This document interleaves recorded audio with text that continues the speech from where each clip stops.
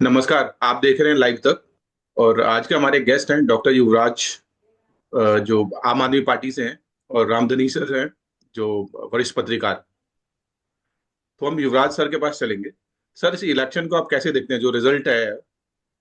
आम आदमी पार्टी 10 साल दिल्ली में शासन करने के बाद आज विपक्ष में बैठने की कंडीशन पे है, तो उसको कैसे देखते हैं आप, रिजल्ट को? जो जनता का फैसला है वो सर्वमान्य है। लेकिन आम आदमी पार्टी ने 10 साल के अंदर जो स्वास्थ्य पे, शिक्षा पे और जो मूलभूत सुविधाएं हैं उस पे जो काम किया, उसके लिए दिल्ली के विकास में जो योगदान दिया अरविंद केजरीवाल जी की सरकार ने, उसको लेकर हम जनता के बीच में गए थे। 10 साल की सरकार के अंदर एंटी इनकम्बेंसी होती है, तो जनता ने जो भी फैसला दिया वो सर्वमान्य है। हम विपक्ष में बैठेंगे और मजबूती से विपक्ष का काम करेंगे। विपक्ष के रूप में जो भूमिका निभानी है वो आम आदमी पार्टी मजबूती से निभाएगी। जी, ऐसी कौन सी गलती रही जो जनता के साथ आप कम्युनिकेट नहीं कर पाए, जो भी आम आदमी पार्टी की पिछले 10 साल से पॉलिसीज रही हैं, जो भी जनता के लिए काम किए, चाहे स्कूल हो, हेल्थ हो? तो ऐसा क्या डिस्कनेक्ट हो गया पब्लिक से, जो पब्लिक ने एक डिफरेंट इस बार वोटिंग करी है, और 27 साल बाद ऑलमोस्ट बीजेपी की वापसी हुई है? देखिए, जिस तरीके से पिछले 5 साल की सरकार रही, जिसमें कोरोना काल में 2.5 साल निकल गए, चाहते हुए भी बहुत सी योजनाएं, बहुत से काम हम कर नहीं पाए। फिर जिस तरीके से एलजी साहब का इंटरफेरेंस रहा, जिस तरीके से हमारे शीर्ष नेतृत्व को फर्जी केसों में फंसाया गया, ये कुछ कारण है जिसके कारण हम जो योजनाएं बना रहे थे, जिस तरीके से हम दिल्ली का विकास करना चाह रहे थे, जिस तरीके से इम्प्लीमेंट करना चाहते थे ग्राउंड लेवल पे, वो नहीं कर पाए। और जब जनता के कनेक्ट की बात है, जनता से एक एक नेता, एक एक हमारा विधायक, कार्यकर्ता सब कनेक्ट थे। पर ऑब्वियसली 10 साल की जब गवर्नमेंट होती है तो कुछ एंटी इनकम्बेंसी काम करती है, और कुछ भ्रामक प्रचार, जिसके अंदर हो सकता है कि हम पिछड़ गए हो, लेकिन हमने अपने जो वादे किए थे, जो अरविंद केजरीवाल जी की गारंटी थी, जिसको हमने हर हाल में, जनता को भी विश्वास था कि ये पूरा होगा।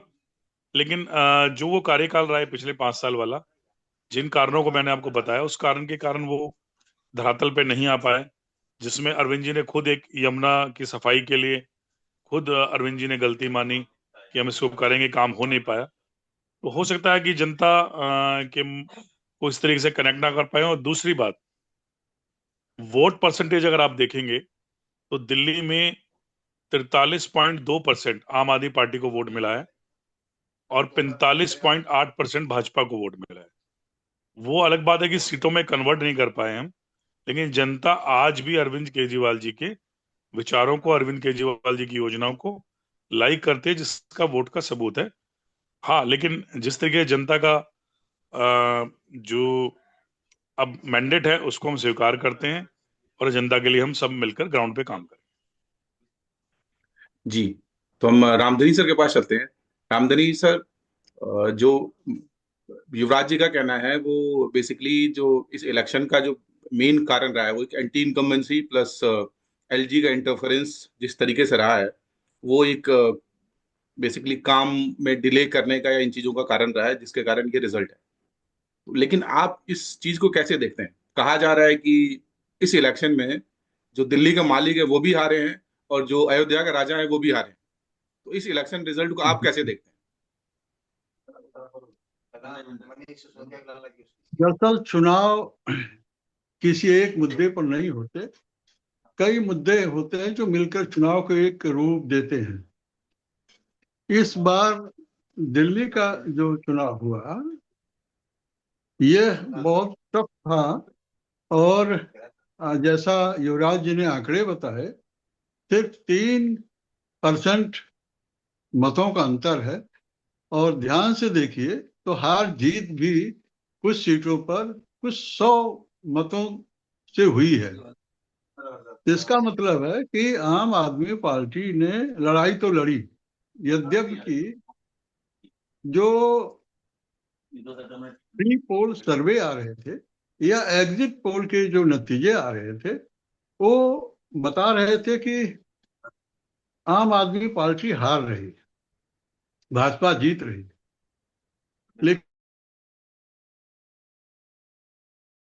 लेकिन ये बहुत टफ हुआ है। एलजी का इंटरफेरेंस मैं तो मानता हूं कि एक ये बहाना था। दरअसल केजरीवाल जी पूरी सत्ता चाहते थे दिल्ली में, पूर्ण राज्य का दर्जा चाहते थे, और यह नहीं हो पा रहा था उनके मन का। तो वो एलजी तो पहले भी थे, तिला जी के समय में थे, इसके पहले भी सरकारें थी भाजपा की, तब केंद्र में कांग्रेस की सरकार थी, उसमें भी एलजी हुआ करते थे। उस समय की सरकारों ने कैसे काम किया? क्या स्कूल चलाने के लिए एलजी ने रोक लगाई? दो चार स्कूलों को छोड़ करके क्या सभी स्कूलों में वह बदलाव आया जो चाहते थे? मोहल्ला क्लिनिक चलाने के लिए क्या एलजी ने रोका? कुछ आपने किया, स्थापित किया? चला नहीं पाए उसको। यमुना को, आप दिल्ली को झीलों का शहर बनाना चाहते थे, यमुना को साफ करना चाहते थे। हर चुनाव के बाद जब भी बारिश की आती थी, आप जाके कहते थे इतने तालाब बनाएंगे, इतने झीलें बनाएंगे, दिल्ली जगमग हो जाएगी। क्या किया आपने? कुछ नहीं किया। और इस चीज को भाजपा या दूसरा कोई भी प्रतिनिधि होता तो इस चीज को भुनाया। आज देखिए, मोदी जी ने अपने कार्यकर्ताओं को संबोधित करते हुए 4 बार यमुना मैया की जय, यमुना मैया की जय कहा। इंफ्रास्ट्रक्चर जो बनाना था, सड़कें जो बनानी थी, सीवर को जो ठीक करना था, क्या आपने किया? नहीं किया। उसका नतीजा सामने आया। सिर्फ फ्री में चीजें दे करके आप कुछ समय तक तो लोगों का मन मोह सकते हैं, और आपने किया भी। आपने महिलाओं को फ्री यात्रा की सुविधा दी, महिलाओं ने आपको वोट दिया। इस बार महिलाएं, अभी तक जो आंकड़े आ रहे हैं, 10% आपसे दूर हो गई, मिडिल क्लास आपसे दूर हो गया। आपके जो वोट थे, इवन मुस्लिम वोट आपसे दूर हुए। क्यों दूर हुए? देखिए, निगेटिव राजनीति करना और पॉजिटिव राजनीति करना, ये दोनों एकदम अलग चीजें हैं। आप हर चीज में नेगेटिविटी ढूंढेंगे। आप अमित शाह के प्रति या नरेंद्र मोदी के प्रति जिस भाषा का इस्तेमाल करते हैं, वो भी तो जनता सुनती है। आप विधानसभा में इस तरह का दावा करते हैं कि नरेंद्र मोदी जी, आपको मुझे हराने के लिए दूसरा जन्म लेना पड़ेगा। आप हार तो गए भाई। ये क्या हो गया? अहंकार किसी का नहीं होता। आपको, आप में देश के लोगों ने, सिर्फ दिल्ली के लोगों ने नहीं, देश के लोगों ने एक उभरते नेतृत्व का दर्शन किया था अन्ना आंदोलन के समय। जी सर। हम सबको उम्मीद थी कि केजरीवाल जी एक नई राजनीति करेंगे, एक साफ सुथरी राजनीति करेंगे। जिस चीज का विरोध करते थे, आप उसी में फंस गए। आप भले ही ये कहें कि झूठे केस लगाए गए, भाई झूठे केस हो तो कोर्ट में खड़े होइए, उसको झूठा सिद्ध कर दीजिए। ये तो नहीं हो पा रहा है। आपके 3 मंत्री, मुख्यमंत्री, उप मुख्यमंत्री, स्वास्थ्य मंत्री जेल जाते हैं। आप उम्मीद करते हैं कि जनता आपको वोट देगी, और आप वहां से राहत नहीं मिलती है आपको। जो भी जी बड़े सर, नेता थे, आपका आज जी जीती है, ये अकेले जीत करके उन्होंने थोड़ी सी लाज रखी। नहीं तो देखिए, बड़े बड़े शीर्षस्थ नेता आपके धराशायी हो गए। जी, ये ये आप युवराज जी का इनपुट ले लेते हैं इस पे। जो आपने, हाँ आपका कहना है कि बेसिकली जी जो काम दिखाने का ज्यादा था और पब्लिक से कनेक्ट जो कहीं ना कहीं डिस्कनेक्ट रहा जी है, जी। और ग्राउंड नहीं, रियलिटी कुछ उम्मीद तो डिफरेंट। थी, उम्मीद तो काम करना चाहिए था, काम जी करते तो वोट मिलता भाई। जी ऐसा क्या जी जी, युवराज जी से इनपुट ले लेते हैं। जी युवराज जी, जो रामधनी सर का जो एक एनालिसिस है, बीइंग अ सीनियर जर्नलिस्ट, एक ये था पब्लिक से डिस्कनेक्ट एक बड़ा मुद्दा रहा, प्लस ये जो फ्री की स्कीम्स रही और ग्राउंड पे काम ना करना, वो एक बड़ा इम्पैक्ट रहा, जिससे पब्लिक कहीं ना कहीं एक नाराजगी दिखी इस इलेक्शन के पैटर्न में। देखिए, उनका ओपिनियन का सम्मान है, लेकिन क्या ये राजनीति जो जिसको फ्री बी कह रहे हैं, या मोदी जी माननीय प्रधानमंत्री उसको रेवड़ियां कहते थे, क्या ये राजनीति भाजपा और कांग्रेस नहीं कर रही? क्या आम जनता को फ्री बिजली, फ्री पानी, सिलेंडर, अनाज, ये राजनीति किसने शुरू की? किसने जनता को उस आखिरी पंक्ति के व्यक्ति तक के बारे में सोचा, जिसको दिन में, अगर दिल्ली की बात करें तो इतना लगभग 50 लाख के करीब पॉपुलेशन अनसेटल्ड कच्चे कॉलोनी और झुग्गी झोपड़ियों में रहती है, जिसको 10 से 15 हजार रुपए की इनकम है। उसकी बचत के लिए किसने सोचा? अरविंद केजरीवाल ने, अरविंद केजरीवाल की सरकार। उसी को आज भाजपा और कांग्रेस का आपने मैनिफेस्टो देखा। चुनाव लड़ने का एक है कि चुनाव लड़ने के लिए जाएंगे, हम अपनी बात रखेंगे जनता को। हो सकता है, मैं तो वही बात कहूंगा, एंटी इनकम्बेंसी की बात कहूंगा। मैं तो ये बात भी कहूंगा, जो हम काम कर सकते थे, वो जो कारण मैंने आपको बताया उस कारण नहीं कर पाए।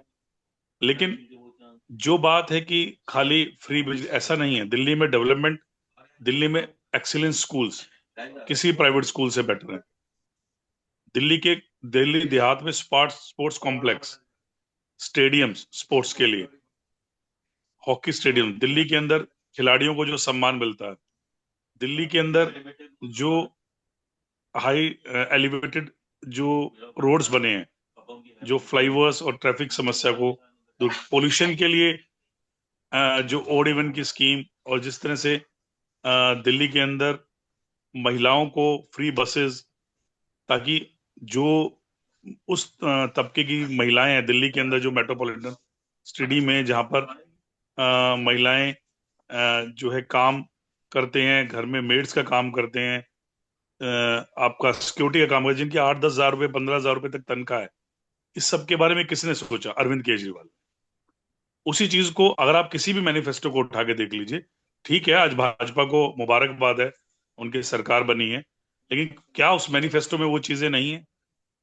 जहां तक बात है यमुना की सफाई की, कौन ऐसा इंसान है, कौन ऐसा राजनेता है जो अपनी गलती मानेगा कि मेरे से ये काम नहीं हो पाया, मैं इसको करूंगा?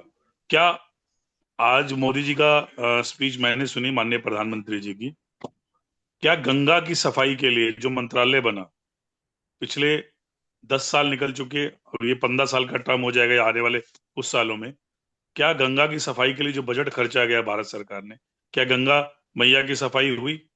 तो बहुत सी बातें ऐसी हैं जिनको हम डिस्कस करेंगे, बात दूर तक जाएगी। जहां तक बात युवराज है जी, लेकिन दिल्ली अगर में हमें, केजरीवाल जी का ही पीछे का स्टेटमेंट देख लें, जब इन्होंने बोला कि यमुना की सफाई करने से वोट नहीं मिलता है, तो इससे कहीं ना कहीं जनता में एक परसेप्शन चेंज हुआ है। काम नहीं करना और उसको एक्सेप्ट करना एक चीज है, लेकिन आप उन चीजों को भी अगर वोट के एंगल से आप एक्नॉलेज कर रहे हैं पब्लिकली कि वोट नहीं मिलेगा, तो इसलिए हम वो चीज नहीं करेंगे, वही करेंगे जिसके लिए वोट मिलेगा, तो एक जनता में एक गलत मैसेज गया उससे। नहीं, वो इसको आप इस पे से नहीं ले सकते कि उन्होंने ये कहा, लेकिन बात ये है कि भी यमुना की सफाई करना ड्यूटी थी, वो हम नहीं कर पाए, उसको हमने एक्सेप्ट किया।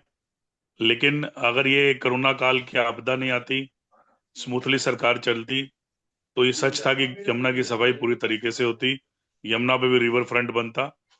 अब भाजपा की सरकार है, आ गई है, कुछ दिनों में वो काम भी करेगी, और आने वाले सालों में देखेंगे। लेकिन जो बात है फ्रीबीज, और जो बात है मुद्दों की, जो अरविंद केजरीवाल ने यहाँ पर आम जनता के लिए सोचा, उसी को सभी पार्टियां फॉलो कर रहे हैं।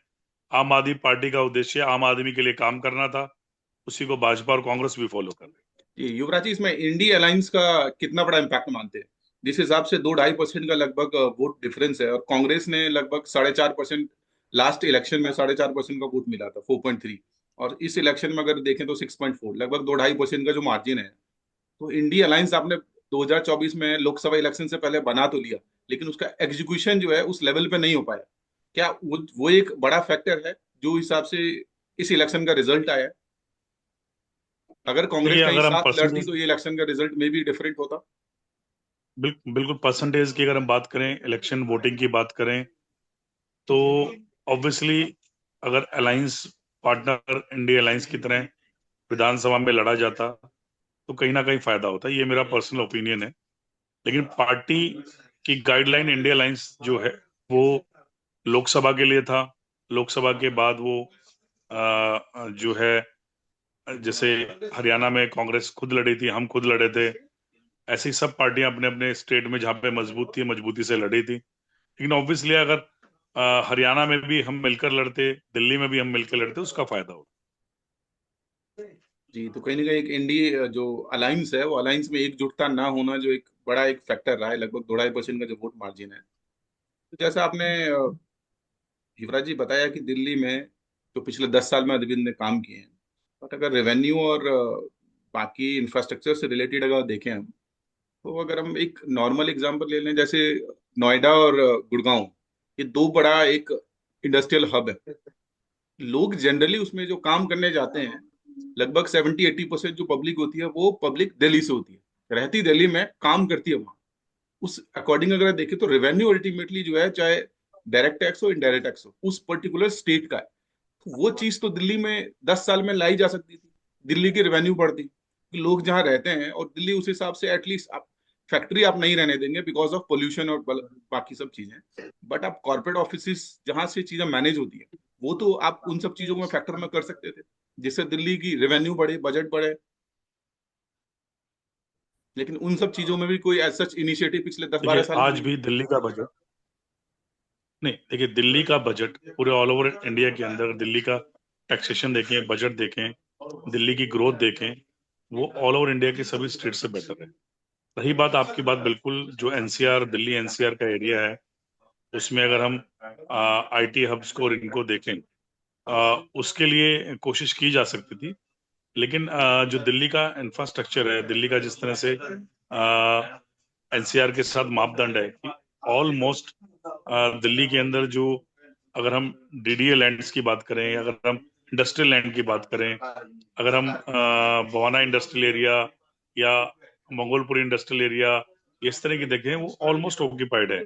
जहां तक बात है, पोल्यूशन एक बड़ा कारण है जिसके कारण हम उसको इतना हाइप नहीं कर सकते। लेकिन फिर भी दिल्ली के अंदर अगर आप आंकड़ों की बात करेंगे, तो जो फाइनेंशियल्स हैं या टैक्सेस की बात है या रेवेन्यू की बात है, तो दिल्ली के अंदर हाईएस्ट है। ऐसा नहीं है कि दिल्ली के अंदर कोई, अगर हम कंपेयर करें तो वो कम है। और रही बात की 10 साल में इसके लिए क्या किया गया, तो इसके लिए बहुत से काम किए गए, ऐसा नहीं है। दिल्ली के अंदर फिर मैं वही बात कहूंगा कि जो पिछले 5 साल हैं, जो एंटी इनकम्बेंसी में जो हमें चोट पहुंचा के गए, वो 2.5 साल कोरोना काल थे। और जो 1-1.5 साल था, वो जिस तरह से षड्यंत्रकारी ही कहूंगा मैं तो, जब कोई सबूत नहीं है, जब कोई चार्जशीट नहीं है, तो केस लगे गए। तो उसके कारण जो टॉप लीडरशिप को, या जो टॉप हमारे मिनिस्टर थे, जो टॉप जो स्कूल बनाते थे, जो हेल्थ मोहल्ला क्लिनिक बनाते थे, जो हेल्थ सुविधा देते थे, उन लोगों को जिस तरीके जेल के अंदर डाल दिया गया, तो बहुत सी ऐसी चीजें जो चाहकर भी हम नहीं कर पाए। जी जी। रामधनी सर, जैसे युवराज जी का कहना है कि एक बड़ा मुद्दा रहा कि जिस तरीके से पॉलिटिकल एलिगेशंस प्लस एजेंसीज का इस्तेमाल हुआ। लेकिन अगर इस इलेक्शन में देखें, हेल्थ और एजुकेशन दो पे सबसे बड़ा क्लेम आम आदमी पार्टी का रहा है पिछले 10 सालों में। लेकिन अब इस इलेक्शन का अगर रिजल्ट देखें, तो इनका जो प्रीवियस हेल्थ मिनिस्टर, जो सबसे ज्यादा हेल्थ मिनिस्ट्री में सर्व किया बेसिकली दिल्ली में, वो भी चुनाव हार गया अपनी सीट से। प्लस जो एजुकेशन मिनिस्टर वो भी हार गए। और अरविंद केजरीवाल जो है वो खुद तो हार ही गए। तो इस इलेक्शन को आप देखते कैसे, peoples mandate against one person या वन पार्टी है? क्योंकि इस इलेक्शन में देखें तो पार्टी भी सत्ता से बाहर हो गई, और आम आदमी पार्टी के जो मेन प्रमुख चेहरा थे अरविंद केजरीवाल, वो भी अपनी सीट हार गए। देखिए, जैसा मैंने पहले कहा कि हम केजरीवाल जी से या आम आदमी पार्टी से एक नई तरह की राजनीति की उम्मीद करते थे। हम क्या, पूरे देश के लोग। और यही सोच करके इनको पहले सत्ता दी गई थी। लेकिन जैसा कि युवराज जी ने कहा कि फ्री देने वाली बात तो सभी सरकारें कर रही हैं, केंद्र भी कर रही है, अन्य स्टेट भी कर रहे हैं, आप भी वही करने लगे, तो आप अलग कहाँ से हुए? ये निश्चित जानिए, आज चाहे जो स्थिति हो, लेकिन जब अन्ना आंदोलन से केजरीवाल का नेतृत्व उभरा था और आम आदमी पार्टी का गठन हुआ था, तो एक तूफान की तरह छा गए थे ये लोग। और सबने उम्मीद की थी कि एक भाई, एक नया पढ़ा लिखा व्यक्ति आया हुआ है जो कि गंदी राजनीति को बदलेगा, साफ सुथरी राजनीति करेगा। आप जिसका विरोध करते हुए आए उसी में फंसे। ठीक है, शिक्षा मंत्री, स्वास्थ्य मंत्री जेल चले गए, मान लिया वो जेल चले गए, तो दूसरे करने वाले थे, आपकी नीतियों को आगे बढ़ाते। आपकी एक आदमी यदि किसी कारण से नहीं है मेन स्ट्रीम में, तो दूसरे लोग, तो पूरी सरकार तो थी आपके पास ना। और ये कब गए? तो आप काम करने के लिए ये बहाने नहीं होने चाहिए कि हम नहीं कर पाए। कोरोना सिर्फ दिल्ली के लिए नहीं था भाई, ये कोरोना तो पूरे देश के लिए था, पूरी दुनिया के लिए था, अन्य स्टेट के लिए भी था। और ये था तो सब, कोई ये नहीं कहता कि हम कोरोना के कारण से काम नहीं कर पाए डेवलपमेंट का। आप करना चाहते तो खूब करते। जी रामधनी सर, लेकिन आप जी जो कोविड का जो मैनेजमेंट रहा दिल्ली में, जिस तरीके से उस टाइम पैनिक किया गया, जो ऑक्सीजन की रिक्वायरमेंट थी 200 400 900 तक पहुंच गई, और बाद में फिर कोर्ट को एक इंक्वायरी बिठानी पड़ी, और इंक्वायरी रिपोर्ट में आई भाई, कि ये नंबर एग्जीगरेट करके बताया गया। तो कोविड मैनेजमेंट, दिल्ली दंगे में जिस तरीके से एक सपोर्ट, इनडायरेक्ट सपोर्ट रहा, और सेम चीज अगर हम देखें तो जो किसान लगभग एक साल के करीब बैठे, तो उस टाइम जो दिल्ली वालों को परेशानी हुई, लेकिन यहाँ की सरकार ने जो उस तरीके से इनडायरेक्टली और डायरेक्टली सपोर्ट किया, वो भी फैक्टर एक अहम भूमिका रहा इस इलेक्शन जी के, दिल्ली इलेक्शन के रिजल्ट में। हाँ, वो सब थे, वो सब थे। और दिल्ली कोरोना के समय मिस मैनेजमेंट की बात तो जब विषयांतर हो जाएगा उस पर हम लोग डिस्कस करने लगेंगे तो ढेर सारी चीजें आए सामने आएंगी। हम, और किसान आंदोलन एक खास सीमा पर हो रहा था, हमारी सीमाओं पर हो रहा था। दिल्ली के अंदर काम करने के लिए किसान आंदोलन से कोई बहुत बाधा नहीं पड़ रही थी। आना जाना, ट्रैफिक जाम हुआ था, कुछ दिक्कतें हो रही थी। लेकिन जहां तक काम की बात है, आप स्कूलों को तो आप आसानी से चला सकते थे।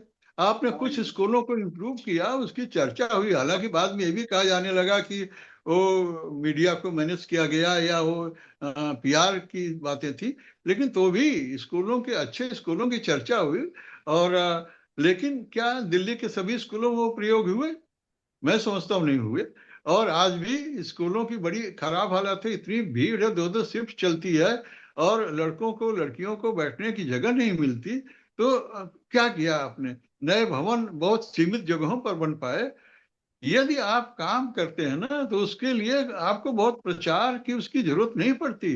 या वो दुनिया देखती है, जिन जो लाभान्वित होते हैं वो देखते हैं। ये आज का समय तो ऐसा है कि आप कोई चीज छिपा नहीं सकते। अच्छा करते हैं तो भी, खराब करते हैं तो भी।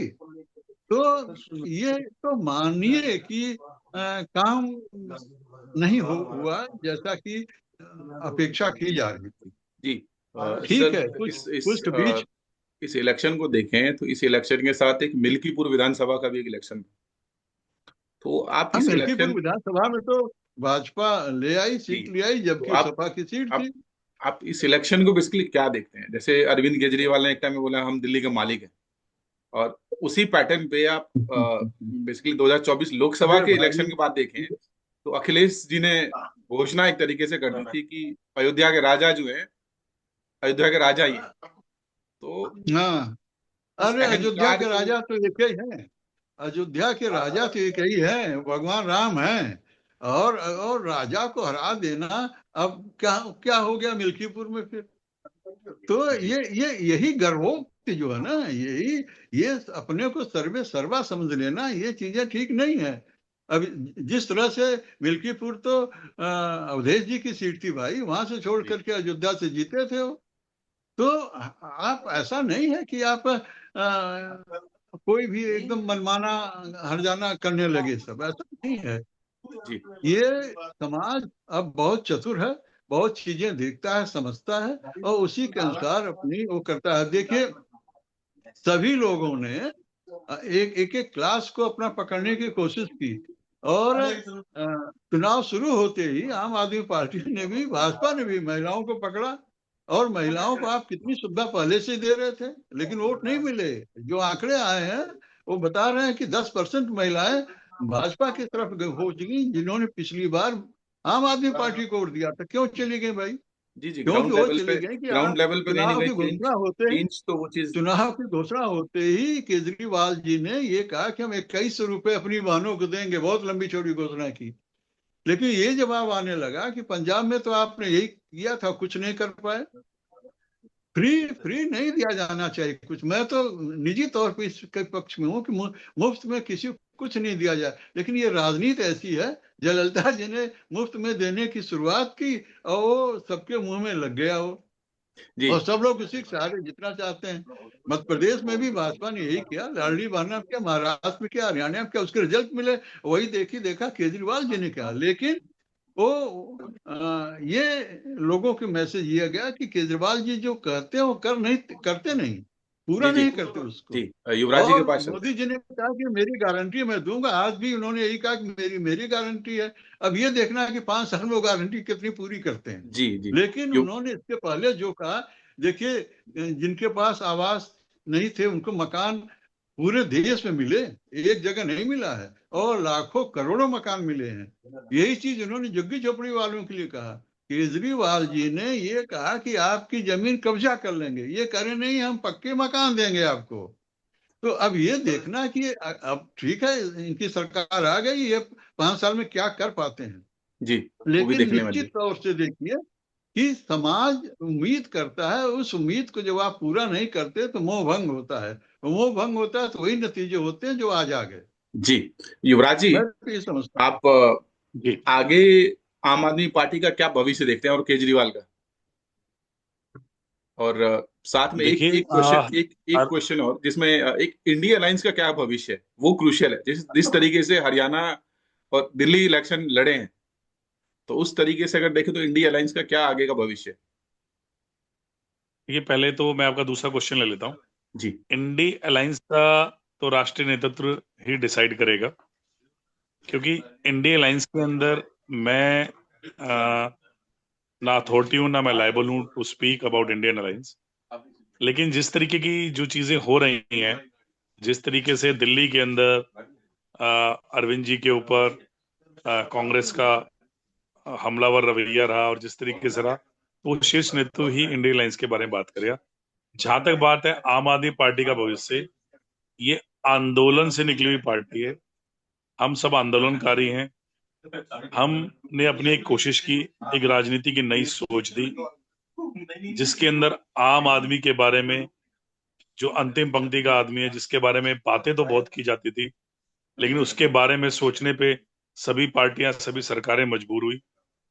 उस आम आदमी को जो सुविधाएं मिलनी चाहिए, स्वास्थ्य, शिक्षा और जिस तरीके की उसको जरूरत है, मूलभूत सुविधाएं, वो मिलने के लिए अरविंद जी ने काम किया, जिसको आज भाजपा ही फॉलो कर रही है, कांग्रेस भी फॉलो कर रही है अपने स्टेट में।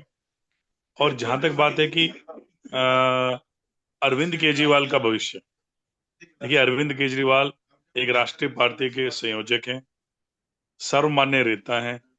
दिल्ली के अंदर आज, ठीक है, भाजपा की सरकार आई है, दिल्ली के 43.2% जनता ने अरविंद केजरीवाल की पार्टी को, आम आदमी पार्टी को वोट दिया है।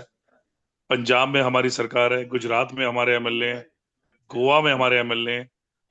तो ये कहना, इलेक्शन के अंदर हार और जीत दो पहलू हैं, इसको स्वीकार करना चाहिए। जनता का मैंडेट है, इससे किसी का भविष्य तय नहीं होता।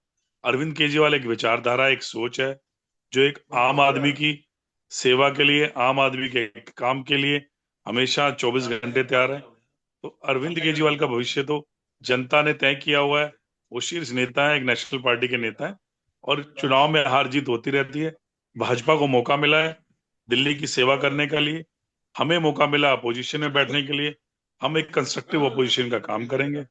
और मेरे हिसाब से आम आदमी पार्टी के सभी आंदोलनकारी कार्यकर्ता, सभी साथी, सभी एमएलए अरविंद केजरीवाल के साथ कंधे से कंधा मिला के खड़े हैं, और अरविंद केजरीवाल जी के साथ मजबूती से दिल्ली में और पंजाब में, और जहां हमारे चुने चुने हुए प्रतिनिधि हैं, वहां जनता की सेवा। युवराज जी, इस इलेक्शन में स्वाति मालीवाल का रोल आप किस तरीके से देखते हैं? जिस तरीके से वो एक्टिव रही है पूरे इलेक्शन में, और एक तरीके से अगर देखें तो आम आदमी पार्टी और अरविंद केजरीवाल के अगेंस्ट पूरा एक कैंपेन सा चलाया उन्होंने। उसको कैसे देखते हैं और पार्टी उस चीज को कैसे हैंडल करेगी? देखिए, स्वाति मालीवाल जी आम आदमी पार्टी के राज्यसभा सदस्य हैं। अगर उन्हें मैं इस बारे में कोई वैसे उन्होंने जो भी कहा, किसके इशारे पे किया, क्या किया, ये तो वो बेहतर जानते हैं। अगर इतना ही उन्हें था तो उन्हें अपनी पार्टी जो राज्यसभा की सदस्यता है उससे इस्तीफा देना चाहिए था और खुलकर इस चीजों को कहना चाहिए था। पार्टी ने महिला आयोग की वो सदस्य रही जब तक सरकार रही, राज्यसभा की सदस्य रही, और अब ग्राउंड लेवल पे जिस तरीके से उन्होंने किया वो पहले क्यों नहीं देखा उन्हें। क्वेश्चन बहुत से हैं लेकिन इसके बारे में ज्यादा मैं डिस्कस नहीं कर पाऊंगा। रीजन, क्योंकि वो आज भी आम आदमी पार्टी के राज्यसभा सदस्य हैं, महिला सदस्य हैं। वो कुछ भी कहें हम उनका सम्मान करते हैं, लेकिन ये उन्हें सोचना चाहिए अपनी अंतरात्मा से, अगर इतना ही विरोध था तो उन्हें इस्तीफा क्यों नहीं जी, रामधनी सर, बेसिकली अगर हम आम आदमी पार्टी का आंदोलन, एक्चुअली इंडिया का अगर देखें, भारत का एक्सपीरियंस आंदोलन को लेके बहुत अच्छा नहीं रहा है। आजादी का आंदोलन छोड़ दें तो उसके बाद अगर जेपी आंदोलन देखें, उसमें से भी मुलायम सिंह यादव जी और लालू प्रसाद यादव जी जैसे नेता उभरे, और जिन्होंने आगे किस लेवल और किस तरीके से हैंडल किया है सिचुएशन और करप्शन, वो देखा ही हमने। आम आदमी पार्टी का आप क्या भविष्य देख रहे हैं, क्योंकि ये पार्टी दिल्ली से ही उठी थी आंदोलन से, और दिल्ली में ही अब अगर उनका एक डिक्लाइन है आज के टाइम में अगर देखें तो आगे पंजाब और बाकी स्टेट्स में आप किस तरीके से देख रहे हैं? क्या पार्टी में कोई टूट हो सकती देख रहे हैं आप? नहीं, ऐसा नहीं है। ये जैसा कि युवराज जी ने कहा, ये राजनीति है और हारना जीतना लगा रहता है।